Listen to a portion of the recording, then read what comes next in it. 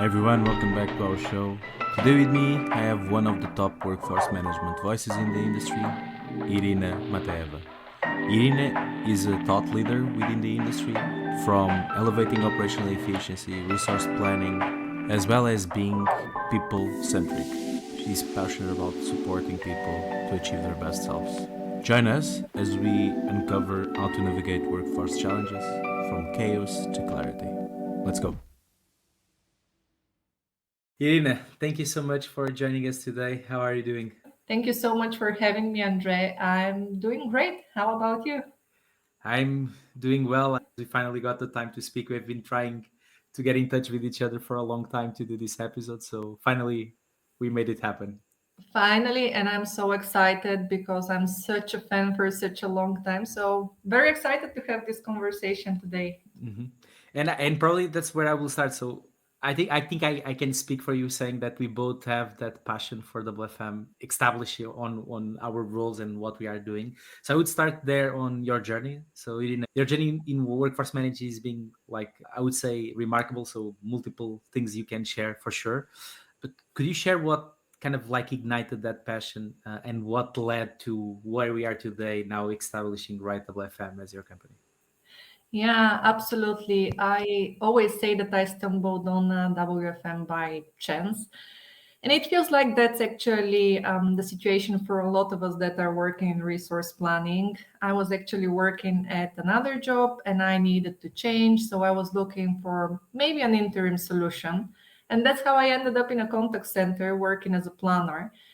And I must say that quite quickly, I fell absolutely in love with the complexity, with all of the different pieces that you need to merge together, with the people aspect of it all. And I think you can agree, Andre, with me to say that it's not for everyone. Working in WFM, it's difficult. I feel like it's often you feel like you're being stuck between a rock and a hard place. So you either love it or you absolutely hate it. But I There turned is to always actually pressure from like there is always someone putting pressure from one place. It's impossible to. absolutely always. It's impossible to feel relaxed, I must say, but I think I feel great in chaos. Let me say that. Let's start there. So I fell absolutely in love working as a planner and seeing how often it goes absolutely wrong and how often WFM is misunderstood or even ignored. I just want to bring more awareness and to show how important it is to all of us as customers, as consumers, and to our business and our employees. And that's how I decided to finally go and create Right WFM, my own company. And let me make a quick pause here before you ask me my your next question. Actually, I'm so proud and so happy of everything you guys are doing, and thank you for actually being on the same mission and actually kicking off that mission for all of us to share more awareness of how important resource planning is. Thank you for the kind words, and maybe it's the right place to say so. We have been in touch for a while, so it couldn't be more exciting as well for us to see how things are evolving on our side. And I will go on something you said. You said like working with chaos, and I think that's actually a very interesting saying, because many people say that it's very chaotic to work with WFM, like too many variables, and it's hard to sometimes to get just ourselves organized. And you probably saw that across multiple companies, a bit everywhere in the globe, because you have worked for multiple organizations in different locations as well, and with teams in different locations as well. So what do you think that working in that chaotic environment can do for the organization? I have seen it so many times, I can't even count. The problem is that in a lot of organization, workforce management is kind of isolated from operations, is that function that sits somewhere in the corner that it's not supposed to engage with anyone else. We just prepare our Excel spreadsheets, we just execute planning, and that's it. And this is where it goes chaotic and it goes really, really wrong. And for me, I always say one thing: if you do not give a strategic place to the WFM function and you don't invite them to the table for decision making, you're wasting money as organization. First of all, you're not empowering your resource planning team to make operational improvements. So you're wasting money on your staff personnel end, and then you're wasting money with actually asking your resource planners to do administrative job. A lot of people think that planning is actually just a support function. I always argue that it's more strategic than a support function. And that's how chaos is being created. But it's always interesting and exciting to actually educate companies and to show them how a single decision and a single mistake on our end Mhm. can cause so many issues for the Yeah, business.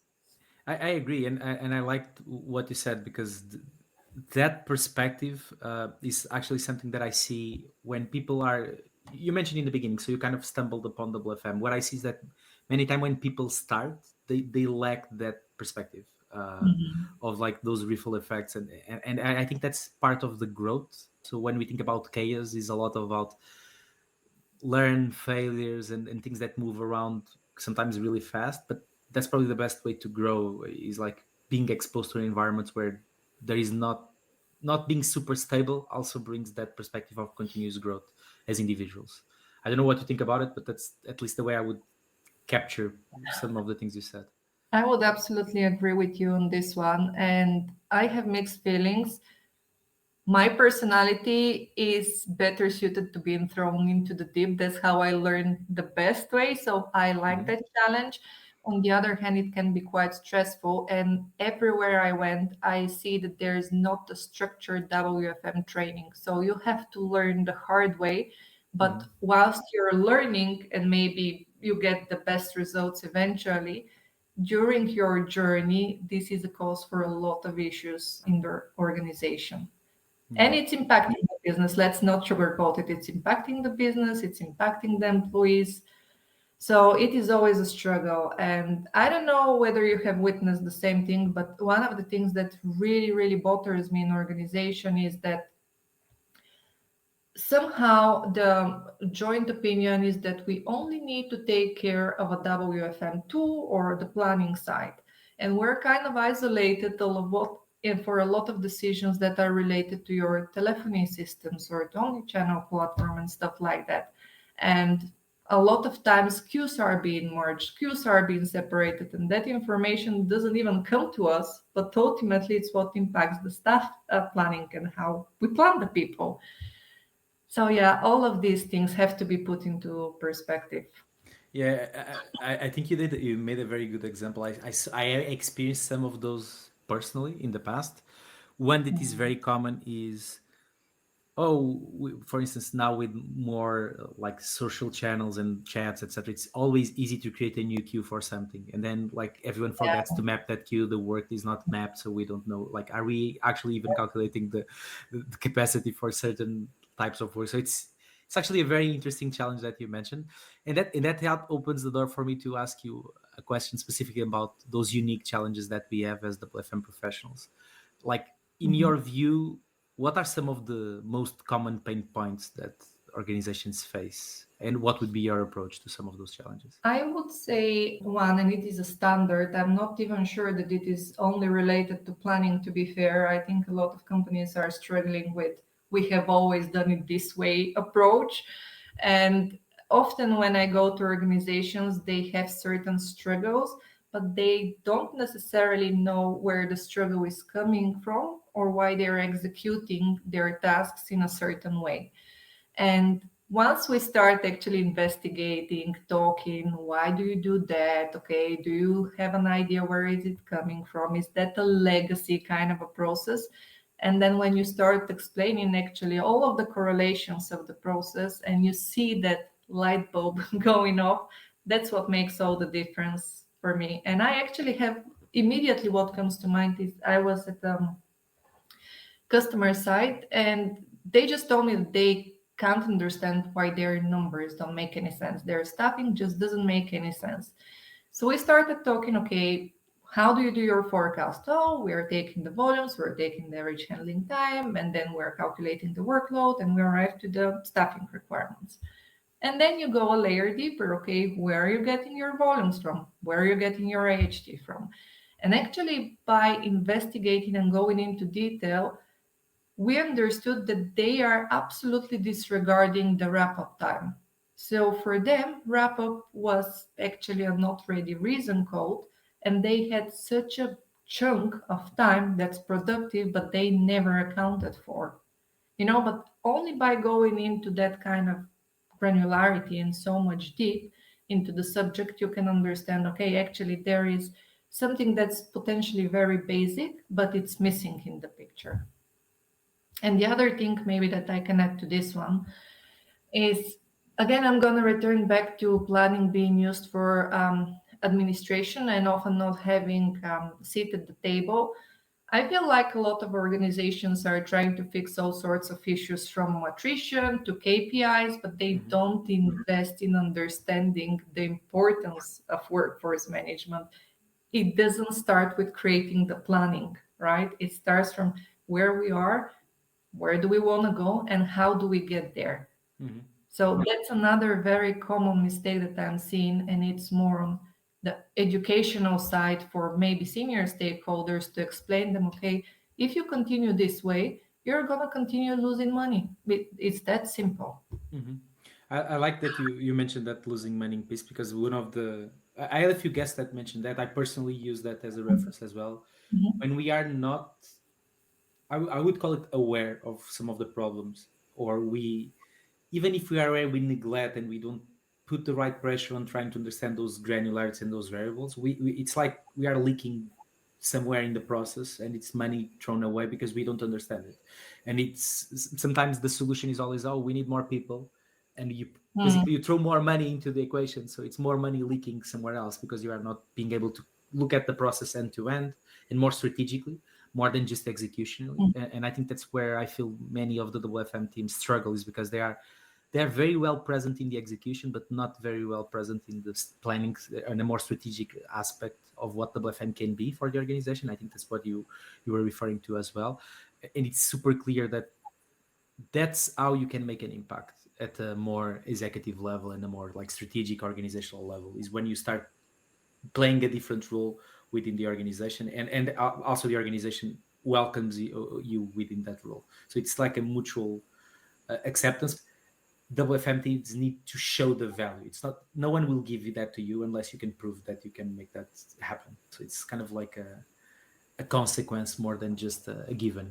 I don't know what you think about it. I like so much that you're saying that, because I was just about to react on that by saying the role of planning as well is to question what is the current situation. And I actually just spoke to another company a couple of weeks ago, and they had serious issues with the staffing, and their structure was they were primarily driven by availability of the employees, but that their service level were very disbalanced.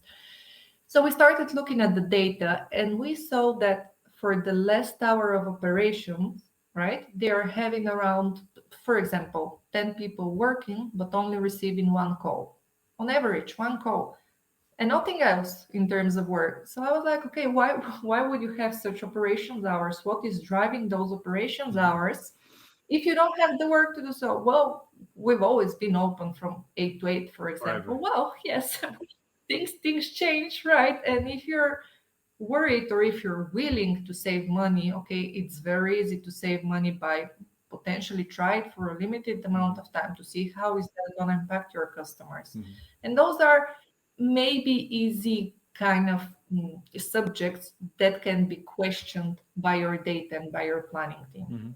I can even give you an example, something very recent that happened. It's not traditional contact center, but to a certain extent, I think you will connect. So it's specifically to physical Mhm. stores. And I was looking at a project where we were planning for the staff in the stores, like what times do they need to be in. And we were looking at the customer arrival patterns. And Yeah. we realized that the majority of the customers arriving were bookings. So the customers actually booked the time to be in store. And when we look at, Mhm. they were like, imagine like 8 to 8, like you were describing. And some of like the edge hours, like the beginning of the two first hours and the two last hours, I mean, was 100% bookings. So there was no need for you to have the actual so much staff in the store, because like, what's the point? And we suggested that what you were describing, why not just shrink it, or if you have bookings, just move the bookings around, because you, I mean, in the end of Yeah. the day, it's what makes sense, and people like the first fight back was, oh, but we always did it this way. It's like, okay, but that's one thing is that stamp. If you want to keep it, it's okay. But if you want to do it from a financial perspective, it's probably not the best decision to make. Or you can even optimize your own staff levels, because if you're making appointments, maybe you just need one person in the store. You don't need all the others that are just waiting for certain customers to arrive. And it's interesting that it's still I would call it common mistake, where Yeah. people don't review previous assumptions, or they don't reevaluate where they are, because, as you said, things evolve. No business stays the same forever, regardless. So you need to adapt it as well, for depending on the niche you are in and the market you are in. You need to adapt to whatever is coming. I feel like you're gonna get me started on the subject that I'm ranting about the most, and this is also service levels and processes and how I see them being set from the beginning Hmm. of establishing a company and never, ever, ever in the entire life of a company being revisited. And it is a huge mistake because, as you said, the business evolves, the customer expectations evolve. So you cannot rely on current environment based on something that has happened 10 years ago. You have to constantly revisit your targets, your service levels, your processes, and see how and where you can make those optimizations. And I fully agree with you. It's a common mistake, and for us as planners, it's not our job to make those decisions, but it's definitely our job to question and to bring these insights to the senior stakeholders. I agree. When you think about performance and efficiency, and those metrics, and what are the things that really matter to different stakeholders, achieving that balance, and we're speaking about the financials and operational, is kind of, it's a struggle. Like, everyone struggles with that. It's like, I think it really depends on what you are keen on doing at a certain point in time. Sometimes it's quality and you are okay spending more money, but other times it's Mhm. just finding the right balance financially. How what is your take on guiding organizations to finding that equilibrium on the two fronts of, like, trying to maximize the resources in a way that it's financial as well as quality driven? Well, it's a very interesting one. I would say that it is definitely a very interesting and important conversation. And the way that I work with customers is, as I mentioned before, I always start understanding where we are currently, where do we want to go, and what are our restrictions. And after that, we start playing with the what if scenarios because there is a component that can play part, and this is the cultural aspect. There are a lot of organizations who would like to achieve efficiency, but not on the expense of their agents or customer facing personnel. So you need to be able to investigate to see, okay, I can easily, for example, reduce the flexible scheduling, right, to get rid of that flexibility that we're allowing the agents. But if this is a hardcore requirement for the company, then for sure I know that this is not a scenario that I can apply, right? So it is always a conversation of what are our restrictions that we absolutely cannot deviate from, and what can we do better? How can we achieve that kind of flexibility or that efficiency or that savings that we're aiming for? And do you think, this is actually probably a tough question, you have been working more as a coach, as a mentor over time? I think in your career it's very clear that evolved to that point. Do you feel like people have that mentality, especially when I think about WFM professionals and all the resource planners that are out there? How aware are they on that equilibrium? Because sometimes I feel like we just focus on one side of the equation, like all maximizing cost, and efficiency, and maybe we sometimes are blind to the other side. Like, No, I definitely will not disagree with you on this one. For me, it's a little bit of a more complex question because, as I said, a lot of planners are thrown into a function. And if the organization, and be it operations manager, contact center managers, team leads, do not understand the importance, it's natural that the planners are actually driven by what the senior stakeholders want to see. So it's kind of being passed down onto them. And this is the angle that we are perceiving. I have perceived that angle when I started being a planner. I was like, okay, we need to drive efficiency. I was disregarding employees and their wishes. It was only about achieving service levels. But in the long term, you're driving attrition, you're driving unhappiness, worse results, quality drops down, and so on and so on. So and you know what? It's a great question because right now it's the best time with the best tools, platforms, webinars, podcasts, networking events to kind of give that awareness to probably new planners. What are the important things in our area? And that's why I said I'm very proud of you guys because those are important questions and you're sharing that messages and a lot of people are listening to them and they're starting to question, oh, okay, can we do things in a different way? Or we never thought about that angle because we were never thought about it.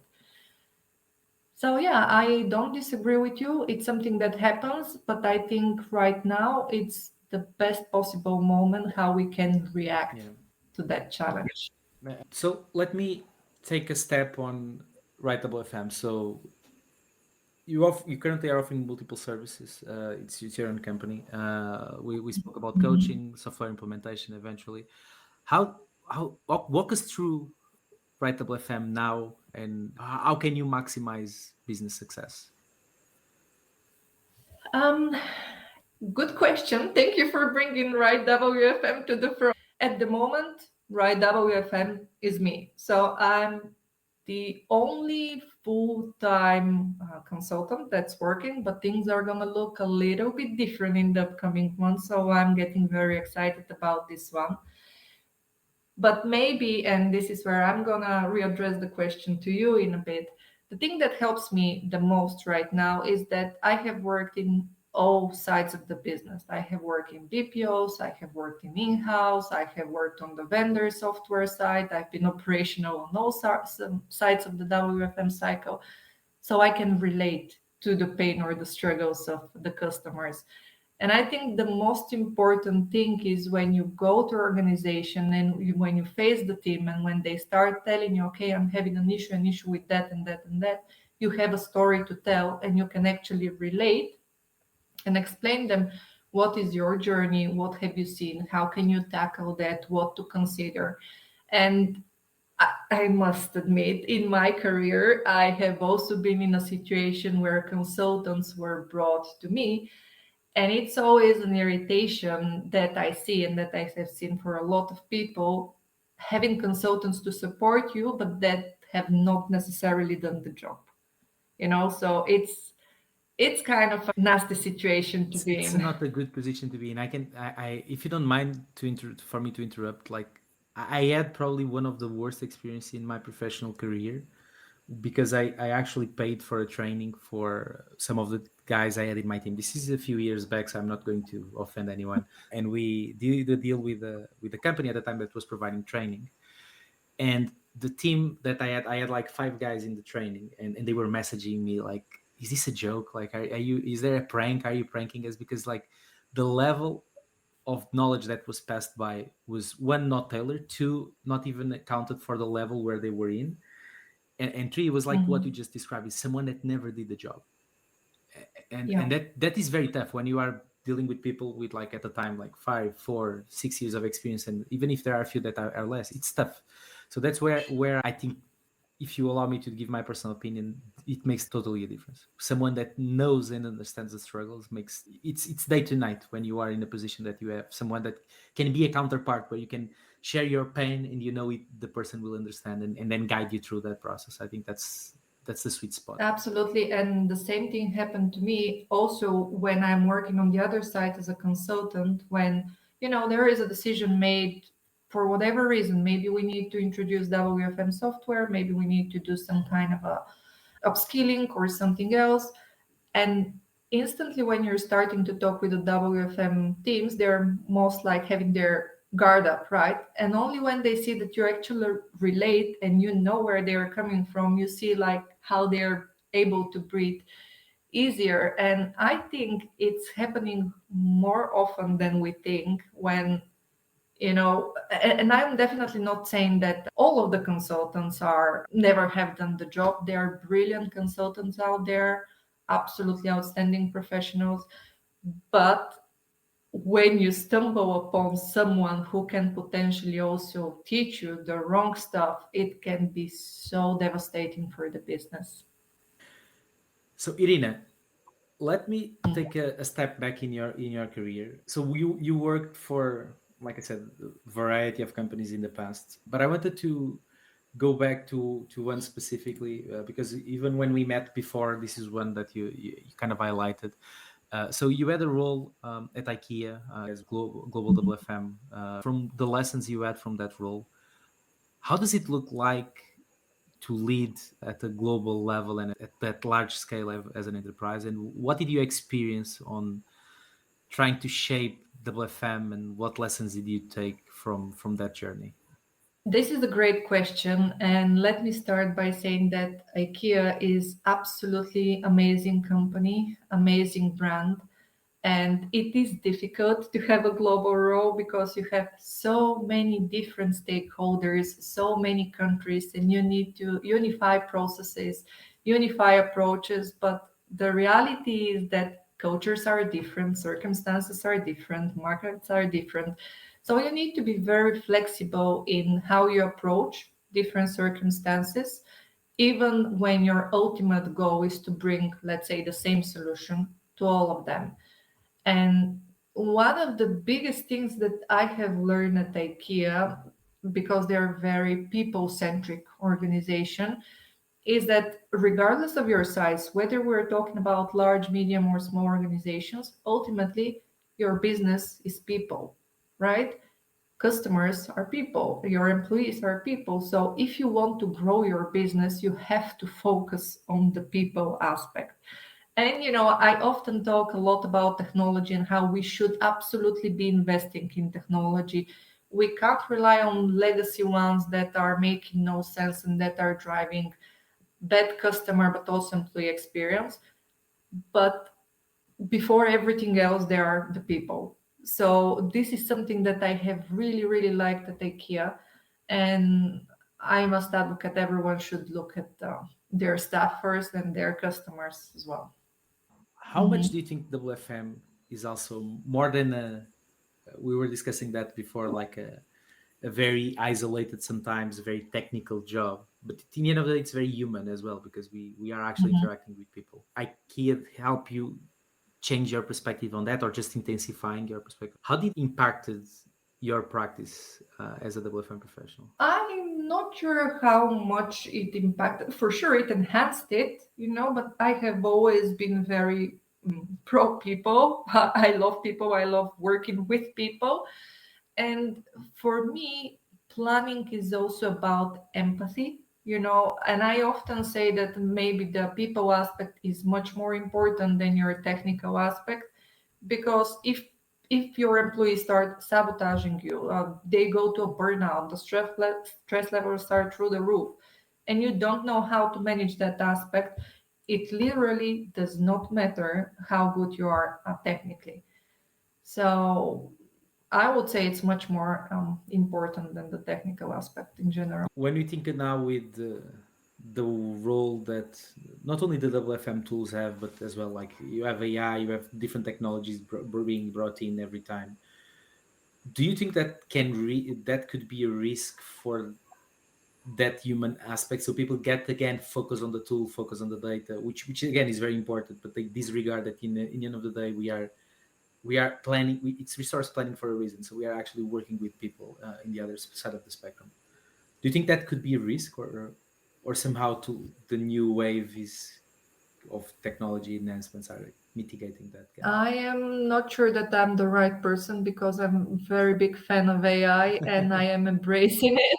I think it's inevitable, it's very Mhm. important. And just think about all the technology progress that we have done in the last 200 years, and where would have we been if it wasn't for that? So I think it's absolutely inevitable that jobs will change. I don't think our job will get redundant. I think we'll focus more on the strategic part opposed to what we currently have, that manual copy paste part and just do manual tweaks and stuff that can be easily automatable. I think the natural and the organic progress would be that we're going to be involved in the decision making and more in-depth analyzing of the data, as you mentioned. And actually, that connects. We had a very recent guest that spoke about automation, and he gave the example that the human side will continue to be, for instance, with AI, because there are now courses on you need to learn how to make prompts, so you need to know what to ask. So it goes back to the human aspect. So Mhm. if the humans don't know how to interact, you don't get the right quality of the output. So it's kind of a chicken Mhm. and the egg conversation as we get in cycles. So let me move back I- to you and to your career. So having worked with so many organizations, advice would you give to people that are now starting their ground into WFM? What advice would you give to those professionals? I would say that voice up your opinion if you feel strongly about the topic. Usually, if you're having good and the right intentions, nothing bad will happen if you're speaking up. Network, ask for advice, sign up for those webinars, for networking events, listen to these podcasts, get in touch with that person who you would like to talk to and see how their career progressed, and just get yourself exposed to more people that have been there, that have done that, so they can potentially teach you how you can be better, how you can grow faster, where to look for. So actively ask for advice. And final question: what do you wish that you have known earlier in your career? Many things. I must admit, many things happened. It has been a roller coaster. Yeah, I would just go back to the people aspect. I wish I knew how important the people aspect is, because in the beginning of my career, I was so focused on being the best in creating the best forecast, the best schedules, like the service level, the coverage. Like I was so heavily focused on everything technical that I completely disregarded for some time the people aspect. And ultimately, for me, you can only become a good planner, a good WFMer, if you understand that it is one whole thing, and that ultimately, as I mentioned, your business is people. Yeah. I think it's very inspiring for you to finish in this note. Irina, thank you so much for the time in joining us today. I hope for everyone listening that you got inspired, and what a great piece of advice to close. Thank you so much for joining us today. Thanks for having me, Andre. It was such a pleasure talking to you. Thank